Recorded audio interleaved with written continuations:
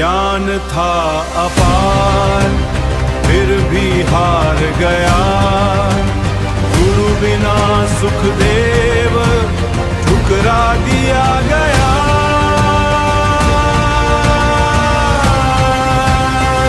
तुम एक निगुरे हो, इसलिए मेरे लोक में तुम्हारे लिए कोई स्थान नहीं है।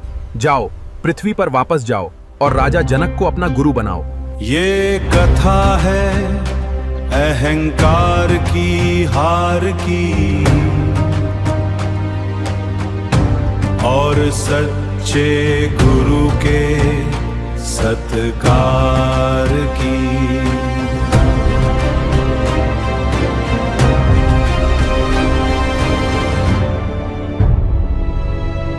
क्या आप जानते हैं कि महान सुखदेव ऋषि अपनी माता के गर्भ में कैसे आए थे और क्यों शिवजी से अमर कथा सुनने और गर्भ से ही ज्ञानी होने के बावजूद उन्हें बैकुंठ से धक्के मारकर निकाल दिया गया था? आइए आज इस रहस्यमयी कथा का पूरा और असली सच जानते हैं। इस कथा की शुरुआत होती है शिव और पार्वती जी से। एक दिन भगवान शिव कहीं बाहर गए हुए थे, तब नारद जी माता पार्वती के पास आए। नारद जी ने कहा, माता, आप बार बार जन्म और मरण का दुख क्यों सह रही हैं? शिवजी के गले में जो 107 खोपड़ियों की मुंडमाल है, वे सब आपके ही सिर हैं। आप 107 बार मर चुकी हैं और ये आपका 108वां जन्म है। शिवजी के पास एक अमर मंत्र है जिसे वो जपते हैं, पर उन्होंने आपको वो नहीं बताया। ये बात पार्वती जी के हृदय में चुभ गई। शिवजी के लौटते ही पार्वती जी उनके चरणों में गिरकर रोने लगी और उस अमर मंत्र की मांग की। शिवजी ने मुस्कुराकर कहा, पार्वती, समुद्र में एक सीप होती है। जब उसे प्यास लगती है और वो स्वाति नक्षत्र की बूंद के लिए अपना मुंह खोलकर पानी की सतह पर आती है, तभी आसमान से गिरी वह बूंद उस सीप में जाकर मोती बनती है। बिना प्यास के बूंद व्यर्थ जाती है। आज नारद जी ने तुम्हारे अंदर वो सच्ची प्यास जगा दी है, इसलिए अब मैं तुम्हें वो मंत्र दूंगा। इसके बाद शिवजी उन्हें वो मंत्र सुनाने के लिए एक एकांत स्थान पर ले गए, जिसे आज अमरनाथ धाम कहा जाता है। वहां एक सूखा हुआ वृक्ष खड़ा था। उस वृक्ष के तने में एक सुराख था, जिसमें एक मादा तोते ने अंडे दे रखे थे। कोई पशु पक्षी या जीव उस अमर मंत्र को ना सुन ले, इसलिए भगवान शिव ने अपने हाथों से जोर जोर से 3 बार तालियां बजाईं। उस ताली का इतना भयंकर नाद हुआ कि आसपास के पशु पक्षी सैकड़ों किलोमीटर दूर भाग गए।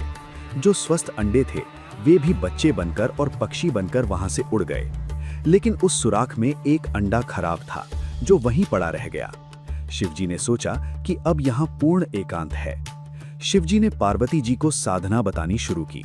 उन्होंने बताया कि मूल कमल में गणेश जी हैं, नाभि कमल में विष्णु और लक्ष्मी हैं, हृदय कमल में शिव पार्वती का वास है और उनके अलग अलग मंत्रों का जाप करो।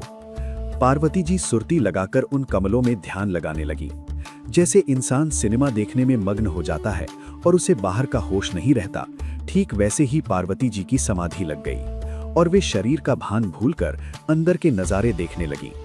उधर भगवान के मुख से ज्ञान सुनकर वो खराब अंडा स्वस्थ हो गया और उसमें से तोते का बच्चा बाहर आ गया।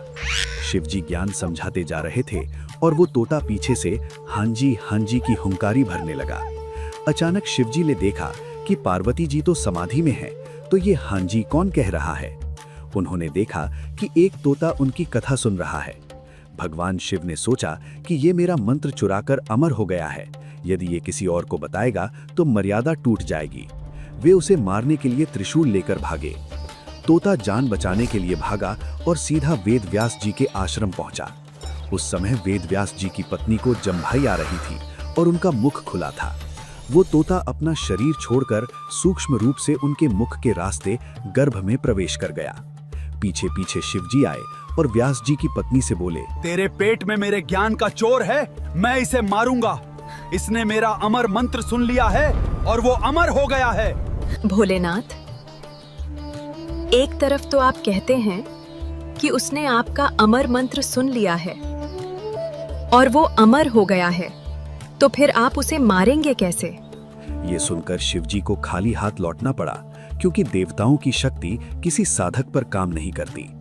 वो जीव यानी सुखदेव ऋषि 12 वर्ष तक माता के गर्भ से बाहर नहीं आया, क्योंकि उसे ज्ञान था कि बाहर आते ही तीनों गुण उसकी बुद्धि भ्रष्ट कर देंगे। तब ब्रह्मा, विष्णु और महेश ने आकर कहा, बाहर आओ, मर्यादा टूट रही है। सुखदेव ने शर्त रखी कि अपनी त्रिगुणमयी माया को कुछ देर के लिए रोक लो। जब त्रिदेवों ने कुछ सेकंड के लिए माया को रोका, तब सुखदेव 12 वर्ष की अवस्था में गर्भ से बाहर आए। वे अपनी नाल कंधे पर डालकर सीधे वनों की ओर चल पड़े। वेदव्यास जी ने पीछे से पुकारा, पुत्र, 12 वर्ष तक मैंने तेरी प्रतीक्षा की है, कम से कम एक बार मुड़कर दर्शन तो दे। लेकिन सुखदेव ने बिना पलटे उत्तर दिया, कौन पिता और कौन पुत्र, हम न जाने कितनी बार एक दूसरे के बाप बेटे बन चुके हैं, ये सब मोह का जाल है। ये कहकर वे आकाश में अदृश्य हो गए। सुखदेव के पास पिछले जन्मों की सिद्धियों और पुण्यों की अपार शक्ति थी, मानो उनकी आध्यात्मिक बैटरी पूरी तरह चार्ज हो। इसी सिद्धि के बल पर वे अक्सर अपने इसी शरीर के साथ उड़कर स्वर्ग जाया करते थे। स्वर्ग के देवता और अन्य ऋषि उनका बहुत सत्कार करते थे और उनकी तारीफ करते थे कि वाह, ये कितने महान संत हैं जो बिना मरे अपने इसी शरीर से स्वर्ग में आ जाते हैं। इस निरंतर होने वाली वाहवाही से सुखदेव के भीतर एक सूक्ष्म अहंकार पैदा हो गया था। एक दिन इसी सिद्धियों के अहंकार में सुखदेव ने सोचा कि आज सीधे भगवान विष्णु के लोक चला जाए। जब वे बैकुंठ के प्रवेश द्वार पर पहुंचे तो वहां के 2 पहरेदारों ने उन्हें रोक लिया। पहरेदारों ने कहा, रुकिए, आप अंदर नहीं जा सकते। कृपया बताएं कि आपके गुरु कौन हैं? मैं अपनी सिद्धियों से स्वर्ग तक आता हूँ, मुझे गुरु की क्या आवश्यकता?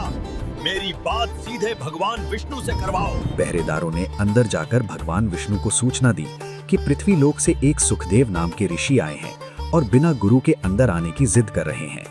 भगवान विष्णु ने सुखदेव को अपने पास बुलाया। सुखदेव के चेहरे पर गर्व था। वे सोच रहे थे कि भगवान विष्णु उनकी महानता देखकर उनकी पीठ थपथपाएंगे, लेकिन विष्णु जी के चेहरे पर घोर निराशा थी। विष्णु जी बोले, सुखदेव, ये तुम क्या कह रहे हो? तुमने कोई गुरु धारण नहीं किया? हे भगवान, इस मृत्युलोक में मेरी तुलना में कोई संत ही नहीं है। मैं परम ज्ञानी और बाल ब्रह्मचारी हूँ। भला मैं किसे अपना गुरु मान लूं? सुखदेव, ये तुम्हारा ज्ञान नहीं, तुम्हारा घोर अभिमान बोल रहा है। ये जो तुम्हारे अंदर अहंकार बोल रहा है कि तुम्हारे जैसा कोई नहीं है, यही तुम्हारी सबसे बड़ी कमजोरी है। बैकुंठ का यह नियम है कि यहाँ प्रवेश के लिए गुरु का होना अनिवार्य है। तुम एक निगुरे हो, इसलिए मेरे लोक में तुम्हारे लिए कोई स्थान नहीं है। जाओ, पृथ्वी पर वापस जाओ और राजा जनक को अपना गुरु बनाओ। भगवान विष्णु के दरबार से निकाले जाने के बाद सुखदेव का सारा उत्साह खत्म हो गया। वे अपमानित महसूस करते हुए वापस उसी स्वर्ग में आए जहां देवता उनकी तारीफ किया करते थे। उनका लटका हुआ मुंह देखकर देवताओं ने पूछा, क्या बात है ऋषि जी, आज इतने उदास क्यों हैं? सुखदेव ने निराशा से कहा, भगवान विष्णु ने मुझे अपने लोक में रहने से मना कर दिया है क्योंकि मैंने कोई गुरु नहीं बनाया है। ये सुनते ही वही देवता जो कल तक उनकी तारीफ करते थे आज जोर जोर से हंसने लगे और सुखदेव का परिहास करते हुए बोले, अरे सुखदेव, तू तो बहुत महान और बुद्धिमान मानते थे, तू तो निगुरा निकला। धिक्कार है तेरे ऐसे जीवन और ज्ञान पर। सुन सुखदेव, जब तक तेरी पिछली सिद्धियों की ये बैटरी चार्ज है तब तक तू यहाँ आ रहा है। जिस दिन तेरे पुण्य समाप्त होंगे तू सीधा 84 लाख योनियों में गिरेगा और बिना गुरु के तो अगले जन्म में तू पक्का गधा बनेगा। गधा शब्द सुनते ही भगवान की माया से सुखदेव के दिमाग में अपने पिछले जन्म की एक खौफनाक फिल्म चलने लगी। उन्होंने देखा कि पिछले जन्म में बिना गुरु की भक्ति के कारण वे सचमुच एक गधा बने थे। वो गधा अंधा हो चुका था जिसे उसके मालिक ने घर से निकाल दिया था। भटकते हुए वो एक जंगल के नाले में गिर गया। उसके आगे के पैर नाले के एक किनारे पर और पिछले पैर दूसरे किनारे पर फंस गए। वो गधा 1 हफ्ते तक वहां तड़पता रहा और आने जाने वाले निर्दयी लोग उसे निकालने के बजाय उसकी पीठ पर पैर रखकर पुल की तरह वो नाला पार करते रहे। ये दृश्य देखकर सुखदेव पसीने से तरबतर होकर कांप उठे। उनका सारा घमंड टूट गया। वे सीधे भागकर अपने पिता वेदव्यास जी के पास आए। वेदव्यास जी ने हैरानी से पूछा, क्या हुआ पुत्र, तू वापस आ गया? पिताजी, भगवान विष्णु ने मेरे लिए एक बहुत बड़ी समस्या खड़ी कर दी है। उन्होंने मुझे राजा जनक को गुरु बनाने का आदेश दिया है। पिताजी, मैं ठहरा बाल ब्रह्मचारी, मैंने कभी किसी स्त्री का मुख नहीं देखा। और राजा जनक एक गृहस्थ हैं, उनकी इतनी सारी रानियां हैं। भला एक सन्यासी एक गृहस्थ के चरणों में शीश कैसे झुका सकता है? अरे मूर्ख, तेरा जन्म किससे हुआ है? मैं तेरा पिता हूं, क्या मैं गृहस्थ नहीं हूं? अगर तुझे गृहस्थों से इतनी ही नफरत है तो तूने आकर मुझे प्रणाम क्यों किया? एक तो तूने बिना गुरु के नरक की टिकट कटा ली है और ऊपर से भगवान का आदेश मिलने के बाद भी तू अपनी मूर्खतापूर्ण दलीलें दे रहा है। चुपचाप जा और राजा जनक के चरणों में गिर जा। सुखदेव अपमानित और मजबूर होकर राजा जनक के महल पहुंचे। राजा जनक अपने सिंहासन से उठकर सुखदेव का स्वागत करने आए। सुखदेव राजा जनक के पास तो आ गए, लेकिन उनके मन का सन्यासी वाला अहंकार अभी भी पूरी तरह मरा नहीं था। राजा जनक इस बात को समझ गए। उन्होंने सुखदेव की परीक्षा लेने के लिए रात के समय उनके कमरे में एक सुंदर युवा दासी को उनकी सेवा के लिए भेज दिया। जैसे ही वो दासी उनके बिस्तर के करीब आई, सुखदेव डरकर दूर कोने में जाकर खड़े हो गए और उसे बाहर निकाल दिया। अगली सुबह जब सुखदेव दीक्षा लेने पहुंचे तो उन्होंने एक हैरान कर देने वाला दृश्य देखा। महल के प्रांगण में एक चूल्हा जल रहा था। उस पर पतीले में पानी ऐसे खौल रहा था जैसे चाय उबल रही हो। राजा जनक बिना किसी वस्त्र के, केवल धोती पहने उस खौलते हुए पतीले के पास बैठे थे। उनकी मुख्य पटरानी उस उबलते हुए पानी को लोटे में भरकर सीधा राजा जनक की चोटी पर डाल रही थी। पानी उबल रहा था, भाप उठ रही थी, लेकिन राजा जनक आंखें बंद किए बिल्कुल शांत बैठे थे। उस खौलते हुए पानी की भाप और गर्मी इतनी तेज थी कि दूर बैठे बैठे ही सुखदेव पीछे खिसकने लगे कि कहीं एक छींटा उन पर न गिर जाए। राजा जनक ने आंखें खोली और सुखदेव को पीछे खिसकता देख मुस्कुराए। राजा जनक बोले, व्यास के पुत्र, आओ। तुम तो खुद को एक महान ऋषि और बाल ब्रह्मचारी कहते हो ना? जरा मेरे स्नान के बाद ये जो पानी बहकर नाली में जा रहा है, इसमें अपनी एक उंगली तो डालकर दिखाओ। नहीं राजन, मैं इसमें उंगली नहीं डालूंगा। ये पानी अत्यंत गर्म है, मेरी उंगली जल जाएगी। कैसा योग कमाया बेटा तूने? तुम सन्यासी होकर जंगल में रहकर भी अपनी इंद्रियों और शरीर के ताप के गुलाम हो। आज इस भाप से डर गए। और मुझे देखो, मैं महलों में रहने वाला राजा हूं, मेरा राजपाट है, परिवार है। मैं इस खौलते हुए पानी से स्नान कर रहा हूं, फिर भी मैं इस मोह, ताप और इंद्रियों से पूरी तरह मुक्त हूं। जो मन को वश में न कर सके, उसका कैसा सन्यास। सुखदेव की आंखों से पर्दा हट गया। उनके भीतर का सारा अहंकार पिघलकर बह गया। वे दौड़कर राजा जनक के चरणों में गिर गए। सुखदेव का सारा घमंड चूर चूर हो गया। एक महान तपस्वी ने पूर्ण समर्पण के साथ एक गृहस्थ राजा को अपना गुरु धारण किया और नाम दीक्षा ली। तब जाकर उनकी भक्ति सफल हुई और बैकुंठ के द्वार उनके लिए खुले।